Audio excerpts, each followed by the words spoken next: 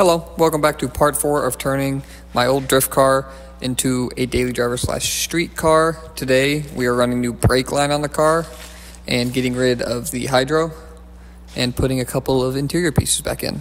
So let's go do that. As always, we're here at DIY Lifts doing all the work on the Miata. If you need a place to come work on your car, we have lifts, tools, and wheel and tire machines for you to come work on your projects whenever you need. Check it out. Okay, so currently this is the inside of the Miata. This is the hydro setup. The reason I need to run new brake line is because it's an independent setup. So that pedal, the floor pedal, goes only to the front brakes, and the handbrake only goes to the rear. So not super safe when daily driving, so I'm going to go ahead and swap that out.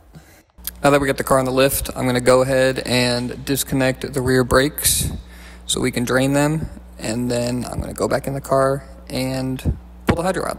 Let's do that.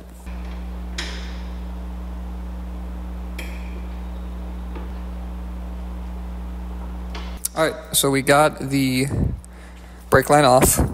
Had a bit of an issue. Had to cut the line itself because it started to round off. Now I'm going to take off the bolts on the bottom of the hydro plate, and then we're going to pull the hydro out.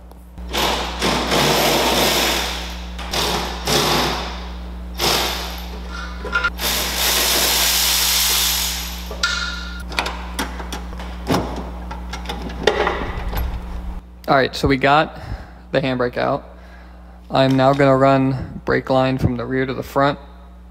The reason I'm doing that is because there is a plug in the line splitter from the master, and I don't want all the fluid to leak out of it, trying to minimize the amount of air bubbles going in. So we're going to go ahead and do that right now.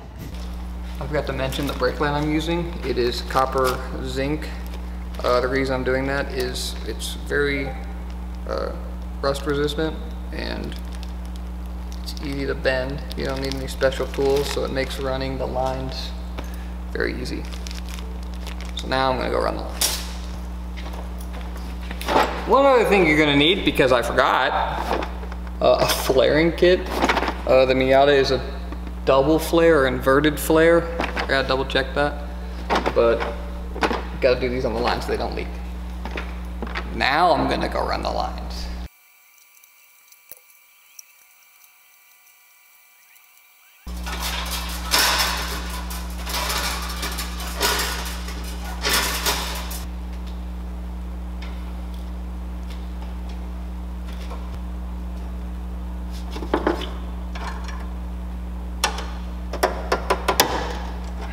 Now that we got the brake line ran all the way up to the front, I'm going to go ahead and bleed the brakes. If you're bleeding brakes by yourself, you should definitely get one of these vacuum bleeders. It makes the process a lot easier and go a lot smoother. Now that the brakes are bled, I'm going to put the interior back together, and then we're good to go. Bye.